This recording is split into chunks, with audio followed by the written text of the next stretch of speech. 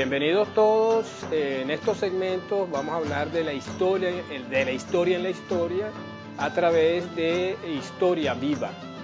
Primeramente se debe hacer una advertencia de que la historia como disciplina o como narrativa o como imagen del pasado o como representación del pasado la conocemos a través de lo que han desarrollado los historiadores o lo que se ha denominado como tales.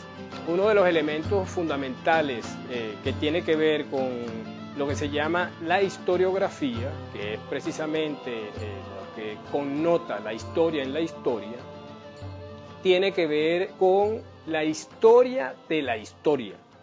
¿Qué significa esto?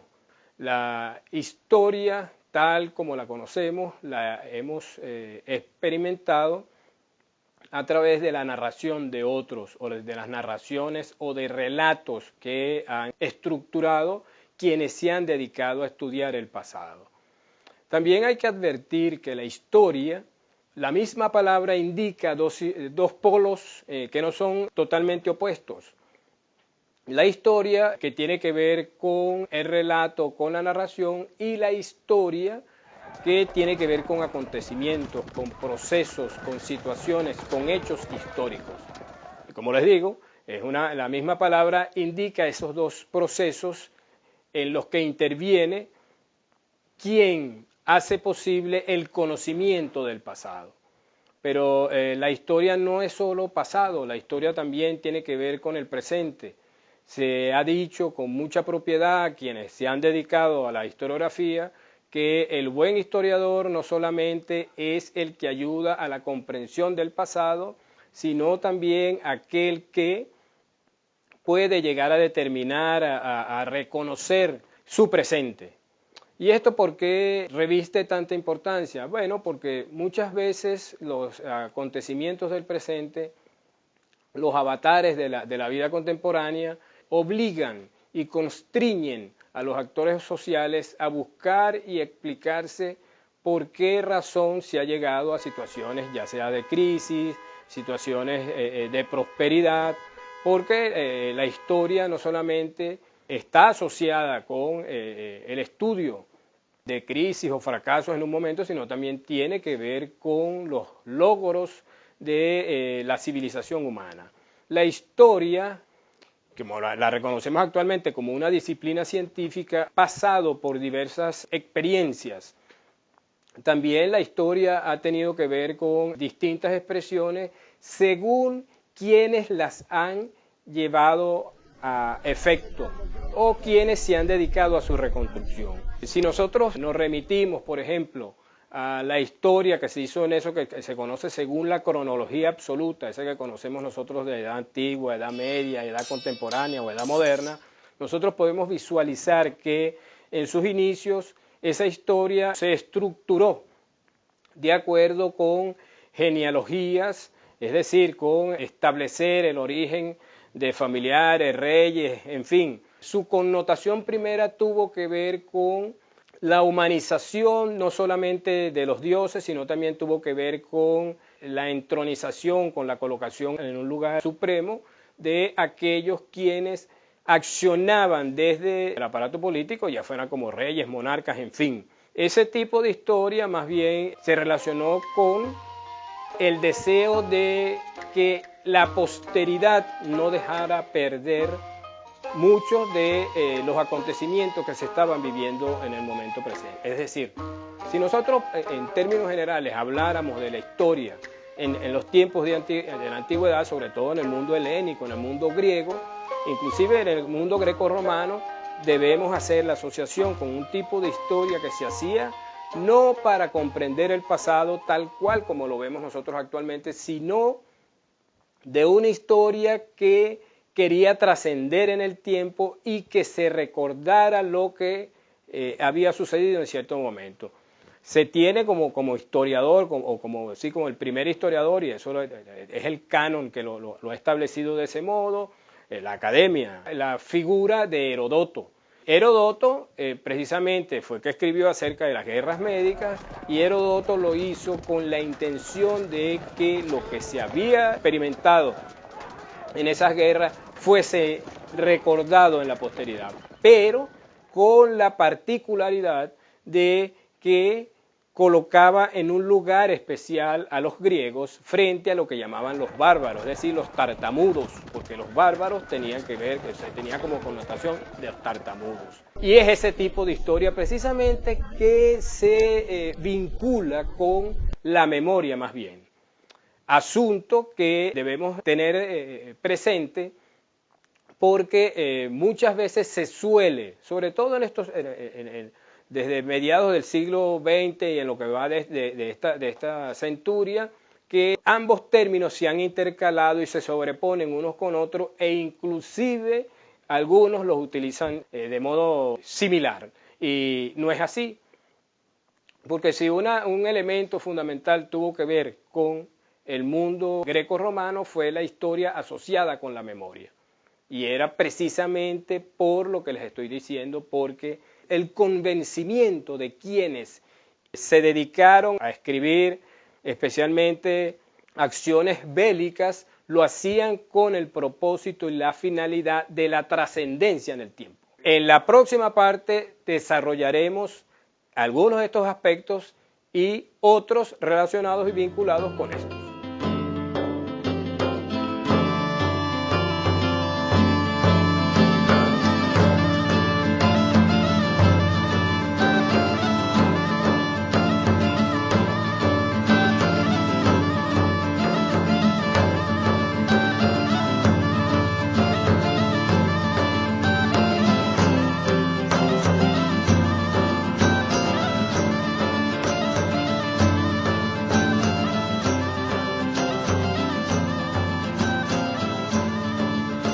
En la parte anterior busqué la manera de asociar uno de los elementos fundamentales relacionados con la visión de lo histórico en la época de la antigüedad. Yo les hablaba acerca del lugar que logró ocupar la memoria dentro de lo que se escribió en la época de la antigüedad. Les había expresado el caso de Heródoto, porque Heródoto se tiene en el mundo académico y en el canon occidental como el primer gran historiador de la humanidad. Pero aquí hay que hacer una advertencia, porque no es el típico historiador que nosotros podemos reconocer en nuestra época, el académico, el que ha estudiado historia, sino que estos eran hombres muy vinculados a la vida y a los avatares militares y bélicos de ese momento histórico.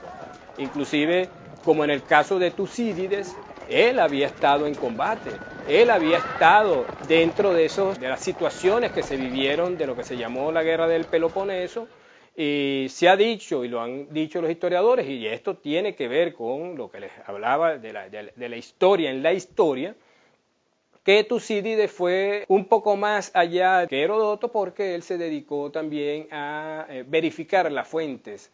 Hizo como una especie de crítica de las fuentes, porque Heródoto tuvo una particularidad de trabajo que tuvo que ver no solamente con la búsqueda de fuentes, sino también con la veracidad de esas fuentes. ¿Y qué es lo que pasa en esa época? Nosotros podemos, y hay que establecer esas diferencias y tener claro que en esa época el pergamino no estaba generalizado, habían escrituras sobre tablillas forradas en cera, o lo que se llamaron los álbumes, en los que estaba reflejada la genealogía de los cónsules, de los gobernantes. Además de eso, estaba también reflejado, y en ellos se establecían, por ejemplo, el precio del trigo. Todo eso, lo que se logró conservar, ha servido de fuentes de la historia posteriormente. Pero quienes se tiene como historiadores en ese momento no tenían esa disponibilidad de fuentes, ¿no?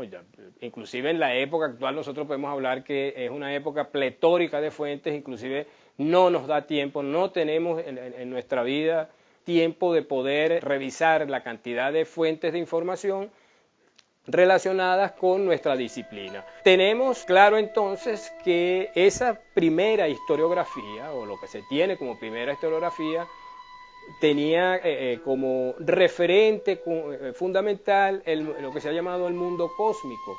Ahí se ligaban mucho, no solamente anécdotas, genealogías, sino también allí estaba presente las profecías Recordemos que en ese momento, bueno, si los desastres naturales están presentes en una época como la actual con tantos avances técnicos y tecnológicos, fíjense cómo ustedes, como en esa época de la que estamos hablando, de hace miles de años, estaba muy presente entre quienes no solamente eran gobernantes, sino también quienes colaboraban con ellos, como en el caso de estos filósofos que habían reflexionado acerca de la historia y, como les decía al principio, para la posteridad.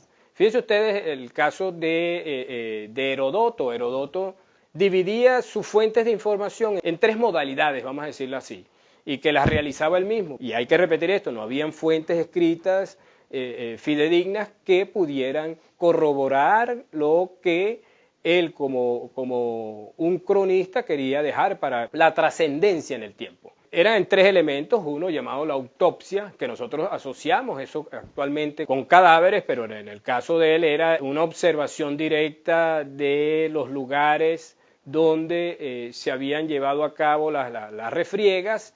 Otro, inclusive, no solamente revisar restos de guerra, sino también eso incluía los cráneos de los cadáveres. Otro paso que él cumplía y que tenía que ver con la razón y la racionalidad era el conocimiento. ¿Pero a qué llamaba conocimiento? Era precisamente a la información que podían proporcionar aquellos que habían dirigido los actos o las batallas o las acciones de guerra. Y en un tercer lugar, él hablaba de los cuentos. ¿Quiénes echan los cuentos? Y para él eso era fundamental. Bueno, los cuentos era el vulgo, el común de las personas, y con eso Heródoto trabajaba, y esas fueron sus fuentes fundamentales. Y fue a través de eso que él logró estructurar sus relatos, establecer sus narraciones que, lo repito y eso no lo debemos olvidar, que eran para el futuro, eran escritos para la trascendencia y no ser olvidados, y aquí entra el caso de la memoria. Volvemos con estos aspectos en el otro segmento y cerramos lo relacionado con la memoria.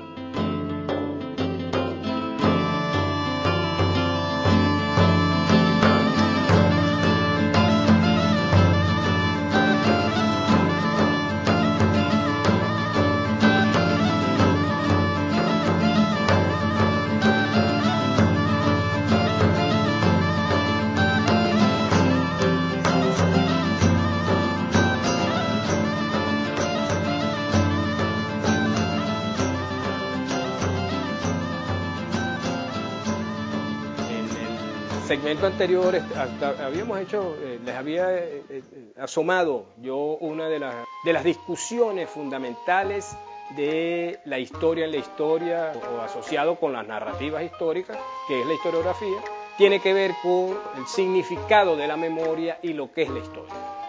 Si nosotros nos dedicáramos a estudiar no solamente el origen de los términos, sino también el uso que se hace de los mismos, pudiéramos entonces comprobar cuando estamos hablando de conceptos históricos y cuando estamos hablando de meras palabras que no tienen mayor trascendencia teórica.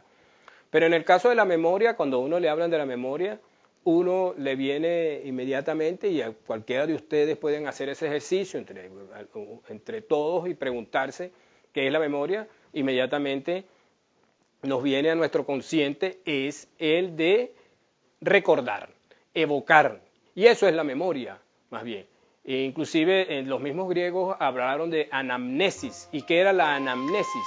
Era el antídoto contra el olvido. Había que crear mecanismos con los cuales desviarse del olvido, y la memoria era fundamental para eso. Cuando estamos hablando de memoria, entonces, muchas veces, o por lo general, estamos hablando de procesos y situaciones individuales, de acciones individuales.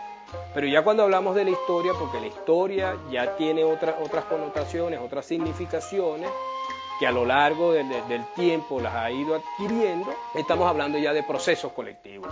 Entonces, ¿el historiador qué hace? El historiador utiliza los elementos incluidos dentro de la memoria para la elaboración o la reconstrucción del pasado. Volvemos al caso de la antigüedad. La memoria se mezclaba mucho con eso que se ha llamado la historia o la historiografía. era la memoria fundamentalmente individual, porque como vimos en el caso que les había hablado en el segmento anterior, de Heródoto, que trabaja con lo que llamaba autopsia, conocimiento y cuentos, fundamentalmente era trabajar con la memoria. Y era trabajar con la memoria precisamente por la situación en la que se vivía de carencia de fuentes y por la misma visión que se tenía de la historia en ese momento, pues, y que estaba muy relacionada con el recuerdo. Y era recordar para el futuro. Todo eso tuvo su significación en esa época y fue significativo para quienes estaban dentro de la dinámica del Estado, dentro de la dinámica política y social de esa realidad que se vivía en ese momento, porque la historia servía de apoyo al poder político, eso asociado, por ejemplo, como lo vivieron los griegos en el caso Enio, que tenía que ver con las epopeyas y las historias que se realizaron posteriormente, y hay un hombre relacionado con ambos mundos, como fue el caso de Polibio, que era griego, pero él vivió la época romana, y verdaderamente han dicho sus biógrafos que lo que realmente le impactó fue lo relacionado con las instituciones republicanas romanas, y a partir de allí Polibio comenzó a desarrollar sus escritos en lo que él llamó una historia universal. Pero esa universalidad, ¿con qué tenía que ver? Bueno, con la trascendencia de la ciudad-estado. Ojo con eso, porque todavía se utiliza esa palabra de universalidad. Y el universo para ese momento era Roma y sus lugares de influencia. Podemos hablar de este primer periodo como la existencia de algunos elementos que fueron retomados posteriormente y que han nutrido no solamente la narración asociada con la historia, sino también en relación con la forma como el historiador ha trabajado y la importancia de la historia o la importancia que le han otorgado quienes han hecho posible la narrativa y los relatos históricos para la vida futura de los seres humanos y además para el mismo momento histórico que se estaban viviendo.